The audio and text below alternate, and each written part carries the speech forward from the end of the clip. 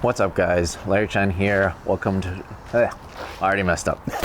What's up guys, Larry Chen here. Welcome to another episode of Hoonigan Autofocus. I am in Atlanta at Koru Works and that guy is Tyler. Hi Tyler. Hello Larry. He's the co-owner of Koru Works, and he actually built this awesome Cressida. This thing is so cool. It's rare to see a lot of people build Cressidas like this in the US, especially with real paint and actually real attention, because a lot of times these cars, they weren't very desirable for a long time. Why did you want to build this car? No, they weren't. The models before were, these weren't so much because Lexus had come out, and so if you're gonna spend that kind of money on a car, you buy a Lexus, not a Toyota that's all, you know, done up with all the parts. I wanted to get into a four-door drift sedan, something I could drive on the daily with air conditioning and then show up at the events with tires stacked on top and just have a fun time. And that's the thing, is that's why you have a rack, because you can actually put tires on top. Forgive me for this, but my experience with Cressidas, they were like giveaway cars. Like, yeah, it was one of those things where grandfather or grandma would drive them, then they would either blow a head gasket or whatever, and they would just give them away. Right, so like, even I remember just right out of high school, my buddy got one for free. Like, they basically just said, come by, pick it up, it has a blown head gasket, enjoy it, whatever. But you took it to the next level. Like, this, to me, is the perfect daily driver. And this is what you used to daily? Yeah, I mean, I still do every now and again. You know, I've got other cars, but so this one I picked up from a friend in Ohio who had already done a 1JZ VVTi swap, R154 running driving. So the hard work was done for me. So I got to pay attention to the fun little details, picking out paint, wheels, interior bits, just having fun with the car. All right, so let's just start with the engine bay, just to get it out of the way. This thing is so clean, and I wish the Cressida came like this from the factory. You and me both. It's just so cool to see a car of this. Wow, just wow. I mean, that's the thing, is it looks stock, right? That's kind of the point. Other than the J-pipe and the oil catch can, you kind of can't tell. I mean, it just all looks like it was there to start with and just fits cleanly and simply. So it's reliable too? Oh yeah. So how much power are you putting out in this? Haven't had it dynoed. It's still factory ECU, just with an SAFC to keep the air fuel going proper. But it's the hybrid turbo through drift motion. It should be making a little over 3 now, so I'm only running 12 PSI, but fully capable of 300-400 wheels. So yeah, that's really good. I mean, that's the thing, is keep it reliable, right? And that's kind of what this is. And it still has AC. Oh yeah, you have to have AC. It's Georgia. This is honestly what the car should have come from the factory with, and I guess that's the theme here at Koru Works, is there's just, you guys put the correct motor back into the cars. Oh yeah, OEM plus. Yeah, OEM plus. All right, so let's walk around here. I know you're a big wheel guy, so tell me about these wheels.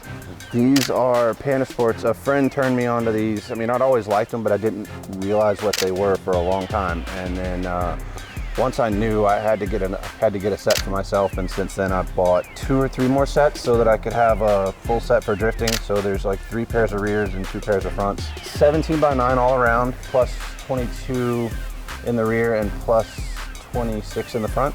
So this is like a daily plus drift car plus family vehicle. Oh yeah, we've had 4 in here before. That's with helmets on and everything? Helmets and everything. That is awesome. Actually, Ryan, one of the first times I really met him, other than being at the shop, was he jumped in my car with a friend, and we were at Lanier doing drift event. So that is too cool. So tell me a little bit more about the exterior. So you got an interesting, nice little wing here. What is this from? That is the Yokohama, I think it's called the Yokohama Spoiler. It's modeled after a factory spoiler that was available in Japan for these cars. The exhaust was originally built for the US bumper, so it's just barely poked out on a factory US bumper, but now it's hanging out a good bit more. Yeah. So that's the thing, is how many bits on here are JDM? Like, are the taillights JDM? The taillights, I don't think there's a difference between US and Japanese, so I'm not entirely sure. I'm pretty sure those are US, but both bumpers are factory Mark II bumpers in Japan. And then I've searched forever to find the factory Mark II hardtop. Yeah. Those are basically this model was only on taxi cabs for Japan. Oh. So all the other JZ81s the roofs were shorter. They were a sleeker line. This is the taxi version so that everybody could get in the back and fit and not have any problems. So finding exterior parts for this is a pain. The roof, it's higher for the taxi cabs, where it's the same for the US. So our Cressida is their taxi. Oh. And so finding the visors is a huge pain. Yeah, because taxi, like to have a new one of these, it would have been on a taxi. Yep. These are just really rare. I love little trinkets like this. This is kind of one of those things.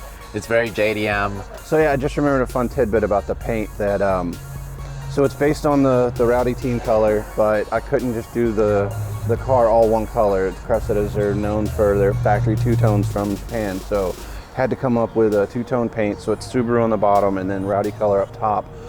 But I traded a friend a set of wheels for the paint. Oh, wow. So that's the thing is, I love the era and I love the two-tone look. I mean, one of my favorite cars is the two-tone S13, you know, the green with the, I guess, kind of like brown. Kind of a brownish gray. Yeah, brownish gray. I love that look, and I think it suits this car really, really well. Thank you. Really well. I actually really like the JDM front bumper because there's a slot for the actual license plate. That's kind of one of the things in California, we have to run a front plate. Yeah. But on the cars that were meant to have a front plate, I think it's really cool to actually run a front plate. Yeah, they were integrated. On most other cars, it's not cool to have a front plate. My favorite part of this car is the interior. I think it's probably your favorite part too. Yeah, it is. So let's go over the interior little by little. There's a lot of interesting things going on here. The thing you see first is the seat covers that are known for taxi cabs in Japan.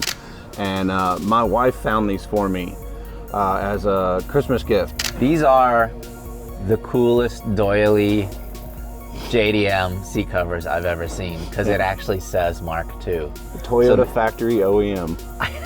I just can't believe that. Yeah, they came in a Toyota bag. That's the most JDM thing. I mean, the cool thing is it's a full set for the rear too. Oh yeah. I can't get over how cool. This is like, for me, the centerpiece of the car. Oh, I dude, couldn't imagine how rare those things are. You get the Dragon Ball shifter. Oh, there's a lot of kind of interesting little trinkets that a lot of people may not know about the Cressida, like the original radio, or I think it was the original radio. If you set your birthday, it would actually like play a song. That's a rumor.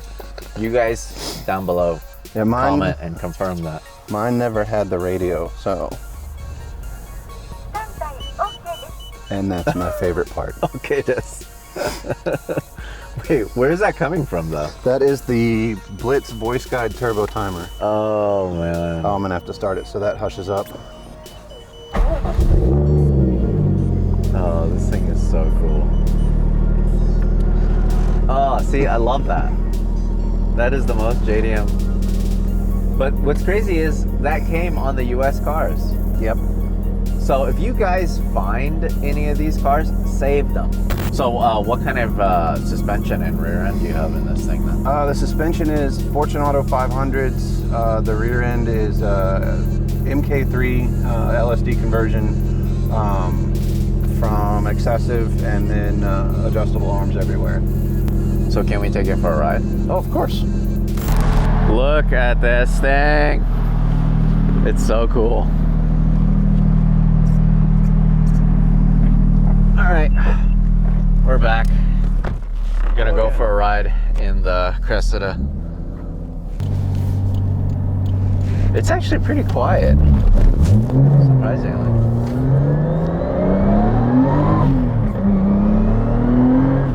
Wow, that is not bad. No. That is pretty good. And that is low boost settings. So Not bad for old Japanese 90s luxury car.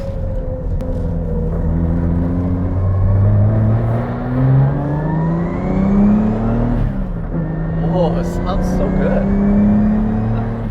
Man, that's the thing about the 1Js, man. They sound so good. There's like no better sounding motor, I feel like. they're wonderful. It's just so cool. It's such a good note, even with, I mean, this has got a resonator on it, but other than that, it's full open exhaust.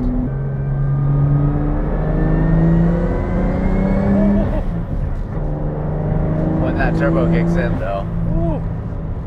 All right, I just scumbagged. I didn't even scumbag him at all. I don't need to do any scumbagging. Oh wait, was I supposed to fight you on that? Yeah. So I'm like, hey, is it possible? Does this thing do a burnout? Of course it does, because it's a drift car.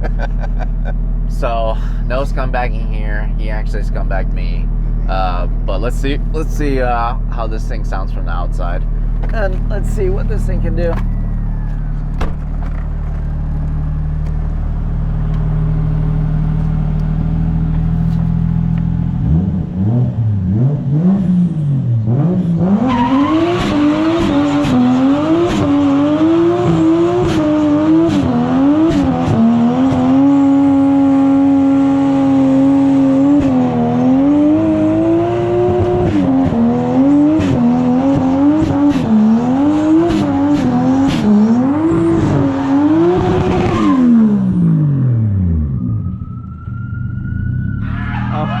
Oh my God! Lock the doors! Lock the doors! Lock the doors! The cops! Cops! Cops are coming! Cops are coming!